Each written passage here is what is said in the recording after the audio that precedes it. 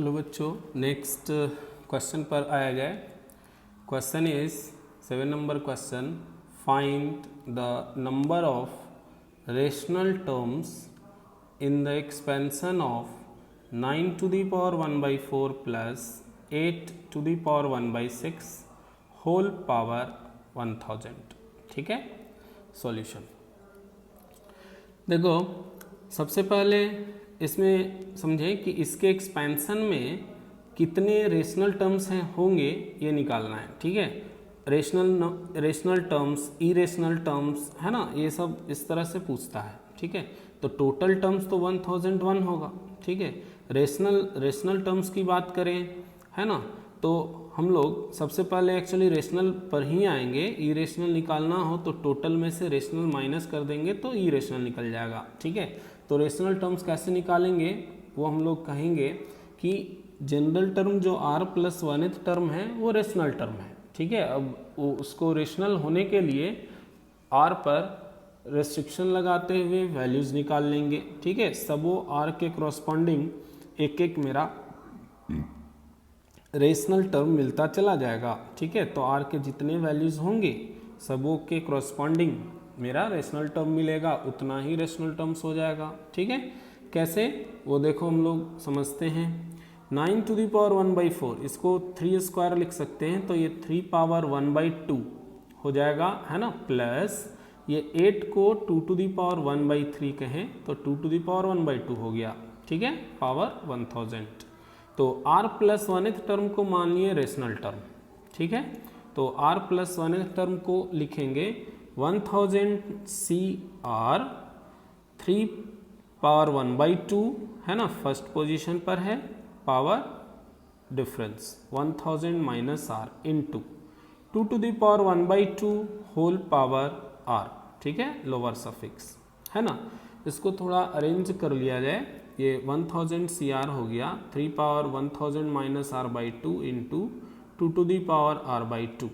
ठीक है, अब ये रेशनल कब होगा, इरेशनल कब होगा, ये क्वेश्चन है। ठीक है, तो ये तो मेरा होल नंबर होता है, नेचुरल नंबर होता है। ठीक है, यहाँ इरेशनल तब हो सकता है जब ये मेरा फ्रैक्शन में हो जाए है ना, ये पावर जो हो ये फ्रैक्शन में हो। ठीक है, क्योंकि यहाँ प्राइम नंबर है ना। ठीक है, तो ये फ्रैक्शन में होगा तब ये इरेशनल होगा। ठीक है, लेकिन यहाँ पहले रेशनल की बात करनी है तो इसलिए इसको होल नंबर होना है। ठीक है, 1000 माइनस r/2 को और r/2 को है ना, ये यहाँ लिखा हुआ भी है, विच इज रेशनल है ना, मीन्स ये रेशनल होगा if 1000 minus r/2 and r/2 both will be a whole number. ठीक है, तो पहले r/2 जो सिंपल रहे है ना, वहाँ से हम लोग स्टार्ट करते हैं। ठीक है, तो r/2 सिंपल लग रहा है ना, तो r तो 0 से हो सकता है मैक्सिमम 1000 तक। ठीक है, तो r/2 होल नंबर होने का मतलब है कि r जब भी इवन होगा तो ये होल नंबर आएगा। ठीक है, यानी इवन यानी 0 2 4 6 है ना 1000 तक। ठीक है, तो r जब 0 होगा उसके क्रॉसपॉन्डिंग ये रेशनल आएगा। ठीक है, r 2 लेंगे तो ये रेशनल आएगा, 4 के लिए रेशनल आएगा है ना। अच्छा, एक चीज़ यहाँ पर ये इसको तो होल नंबर बना लिए, तो r के इस वैल्यूज़ के लिए ये मेरा होल नंबर आ रहा है। ठीक है, तो चूंकि सारा मेरा क्या है r इवन है, तो यहाँ इवन हम लोग लेंगे ना, तो 1000 माइनस ये इवन, ये भी मेरा इवन ही होगा /2, मीन्स ये भी होल नंबर होगा।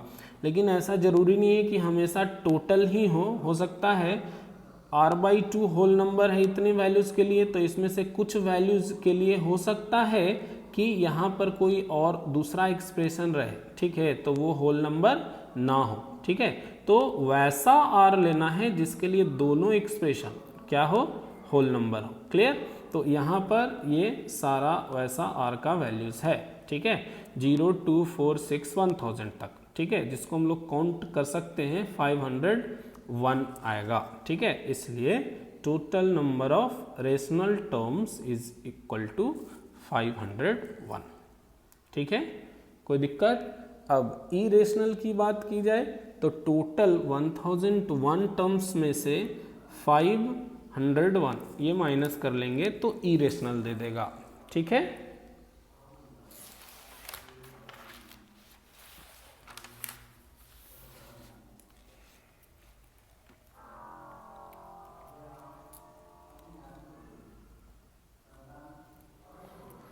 नेक्स्ट प्रॉब्लम क्वेश्चन नंबर 8 का फर्स्ट पार्ट में है, find the coefficient of x to the power 51 in 1 plus x power 101 into 1 minus x plus x square whole power 100। ये 100 है। ठीक है, तो ये तो पहले भी आ चुका है।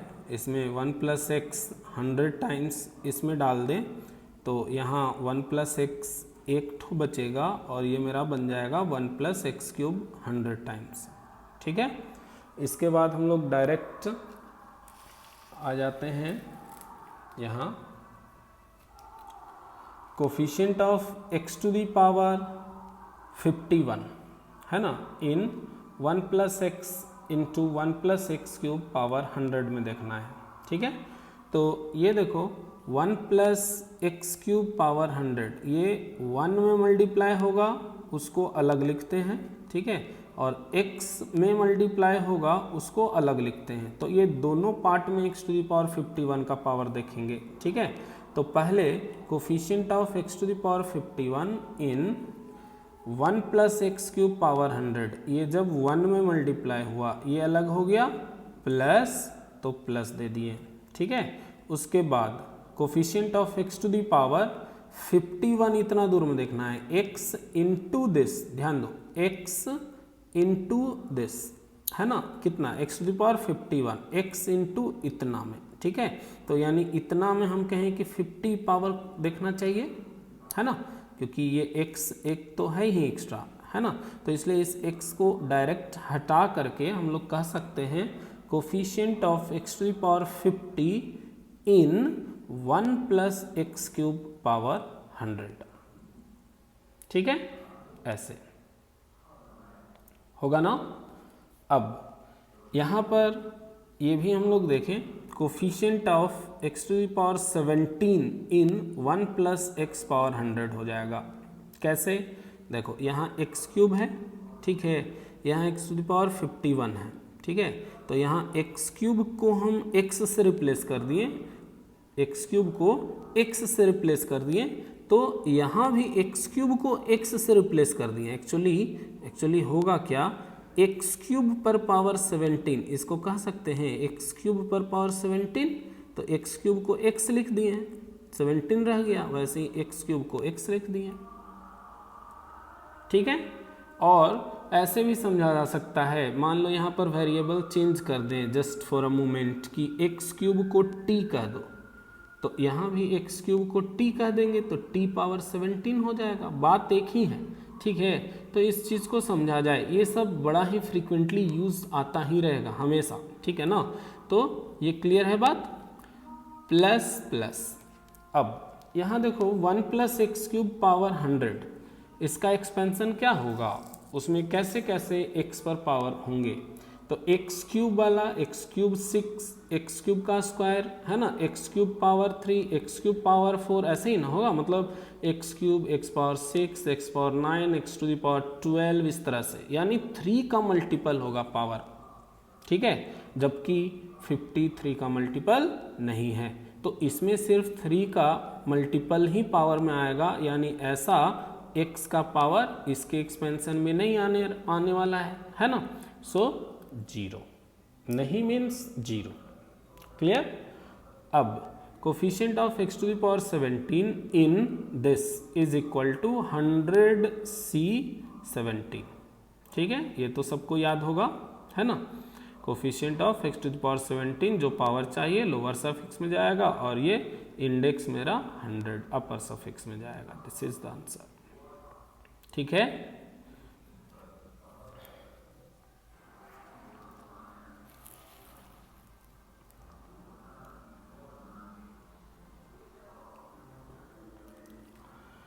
नेक्स्ट क्वेश्चन,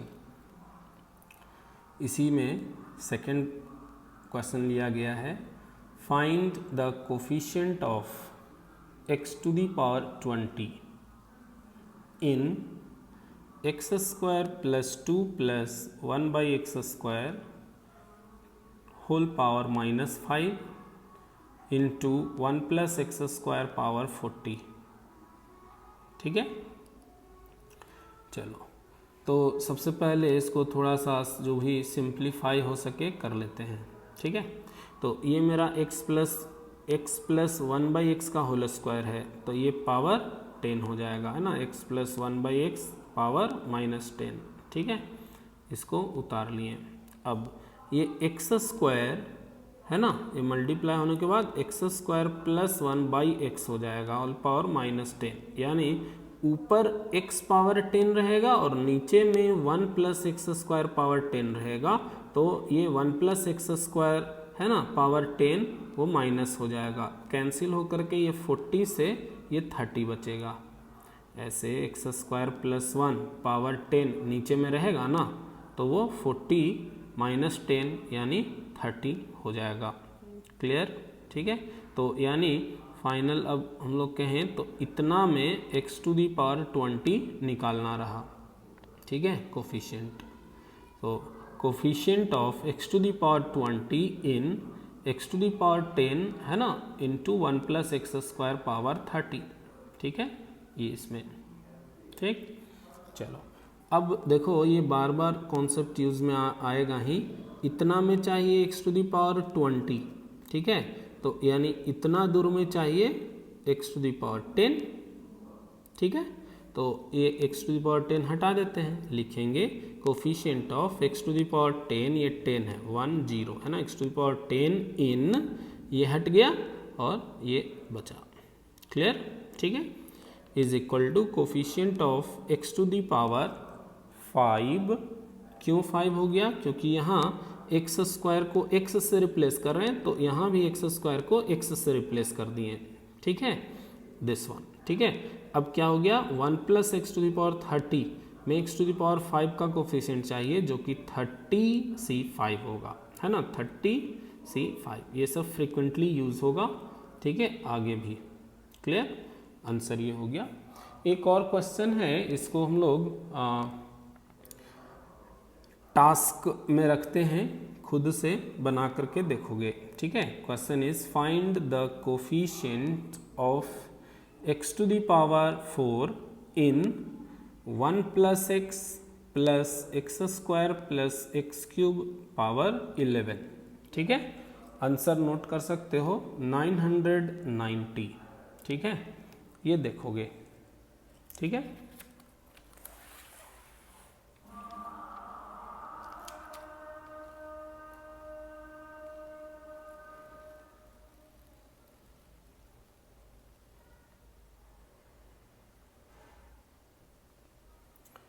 तो हम लोग नेक्स्ट क्वेश्चन पर एग्जांपल पर आए। Question number 9। Question is if the coefficients of 3 consecutive terms in the expansion of 1 plus x to the power n are in the ratio of 1:7:42, then find n। ठीक है, यहाँ पर देखो कुछ examples अभी जो भी आएगा वो NCR के प्रॉपर्टीज पर बेस्ड होगा। ठीक है, बट ये सब फ्रिक्वेंटली क्वेश्चन पूछा जा सकता है। ठीक है, तो हम लोग मान लेंगे let NCR-1 NCR, NCR+1 be the 3 consecutive coefficients। ठीक है ना, कोफिशिएंट्स मीन्स x को छोड़ करके, है ना, तो 3 लगातार, ये देखो R-1 और R+1, ऐसा ही होगा ना इसका कोफिशिएंट। ठीक है, तो ये 3 लगातार कोफिशिएंट्स मान लिया गया। कहेंगे अकॉर्डिंग टू द क्वेश्चन, ये मेरा गिवन है ना, रेशियो 1:7:42। ठीक है, अच्छा, बारी बारी से हम लोग लेंगे क्या, पहला इक्वेशन लेते हैं, इतना बाई इतना 7/1। ये देखो NCR/NCR-1 इक्वल टू 7। ये क्यों लिए? क्योंकि ये डायरेक्ट फार्मूला होता है ना, N C r by N C are minus one कितना होता है, n minus r plus one by r 7। ठीक है, इसको सिंप्लीफाई करके इतना लिखा जा सकता है। ये मेरा हो गया इक्वेशन 1। ठीक है, बिल्कुल वैसे ही हम लोग इधर यदि देखें, इतना बाई इतना ले, ठीक है, एक है ना, इतना बाई इतना लिया जाए तो n C r plus one by N C r equal to 42/7 है ना। तो इसमें भी अपर सफिक्स सेम है और ऊपर से नीचे एक कम है, एक का अंतर है। ठीक है, तो फार्मूला हम लोग लगा सकते हैं। ठीक है, फार्मूला लगा करके ये मेरा आ जाएगा, तो एन आर में ये हो गया मेरा दूसरा इक्वेशन। ठीक है, तो first and second from 1 and 2 है ना, आर 7 और एन 55 हो गया। सॉल्व कर सकते हो। ठीक है, ये हो गया।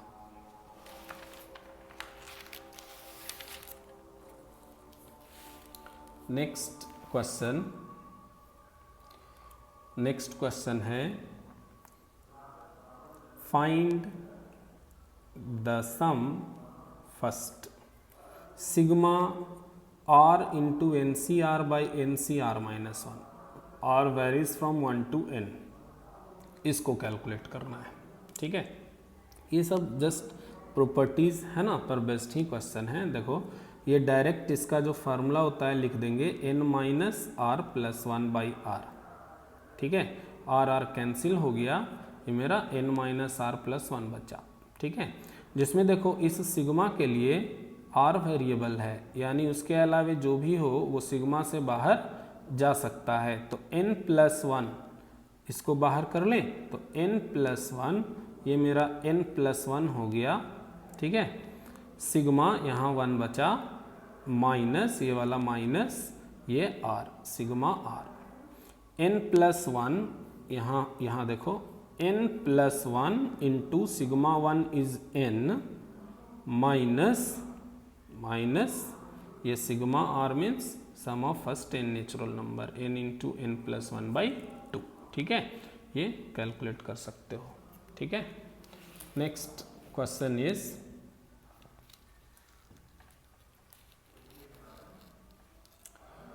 proof that NCR minus 1 plus 2 into NCR plus NCR plus 1 is equal to N plus 2 CR plus 1।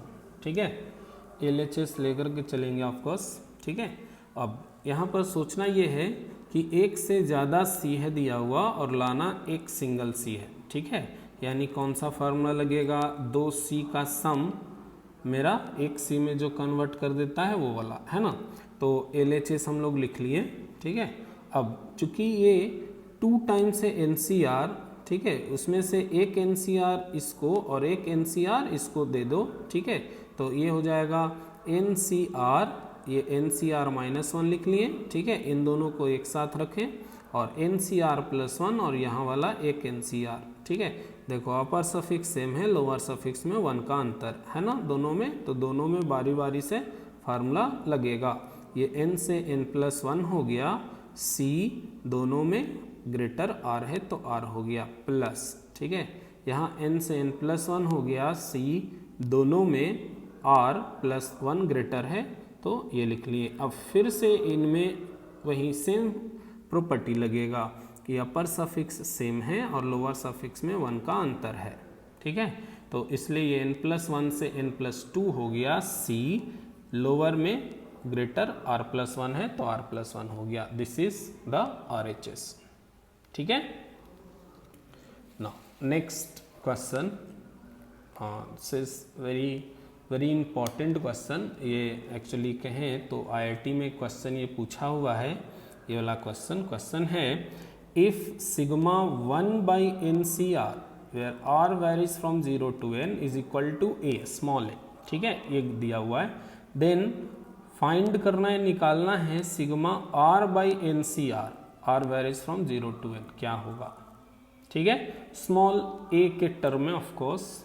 ठीक है, तो यहाँ देखो हम लोग कॉन्सेप्ट ये यूज़ करेंगे, आया जाए सॉल्यूशन पर, sigma r by N C r ये निकालना है, ठीक है, इज इक्वल टू, क्या हम लोग इसको आर को एन माइनस आर से रिप्लेस कर सकते हैं? आर को एन माइनस आर से रिप्लेस, कोई फर्क नहीं पड़ेगा, ठीक है। कैसे? देखो इस चीज़ को हम लोग देख सकते हैं। देखो सिग्मा आर को सिग्मा एन माइनस आर लिख रहे हैं, ठीक है, दोनों इक्वल है। ये देखो ये कितना है, 0 से स्टार्ट करो, 0 + 1 + 2 इस तरह से n तक, ये LHS है ना। इसको ज़रा देखो, r जब 0 लेंगे तो n आएगा, r 1 लेंगे तो n-1 आएगा, प्लस डॉट डॉट इस तरह से, r जब n-2 लेंगे तो 2 आएगा, और r n-1 लेंगे तो 1 आएगा, और r जब n लेंगे तो 0 आएगा। तो ये दोनों तो सेम ही है, सिर्फ एक शुरू यहाँ 0 से n गया है और इसमें n से 0 तक गया है, ठीक है। लेकिन ध्यान रहे ये मेरा 0 से स्टार्ट हो तभी कर सकते हैं, 1 से होगा तो फिर नहीं हो पाएगा, ठीक है। तो इसलिए r को n-r से रिप्लेस किया जा सकता है, ठीक है। तो this is the basic concept, ठीक है। तो इसलिए अब हम लोग फिर यहाँ पर आए तो ये मेरा यानी ऐसे लिखा जा सकता है ना, कि sigma r by N C r is equal to sigma n minus r divided by N C N minus r, ठीक है, where r varies from 0 to n। Clear? ठीक है, मेन यही स्टेप है, मेन यही लाइन था, ठीक है। अब तो हो गया, अब कोई प्रॉब्लम नहीं है। देखो अब क्या करेंगे, एन आर को अलग अलग, ठीक है, एन सिग्मा से बाहर आ गया, 1 by N C are minus minus, अब R by N C, N C N minus R को एन सी आर लिख दो फिर से, है ना, एन सी आर और N C N minus R दोनों तो सेम ही होता है, ठीक है। अब देखो ध्यान से, ये और ये दोनों सेम है क्या, तो ये इधर आकर के 2 टाइम्स हो गया, ठीक है, ट्वाइस, और यहाँ this is given A small है, तो ये n इंटू ए हो गया, ठीक है, और यही 2 इधर आ जाएगा, तो Na/2 आंसर, ठीक है। इसका वैल्यू निकालना था, कोई दिक्कत? ठीक है,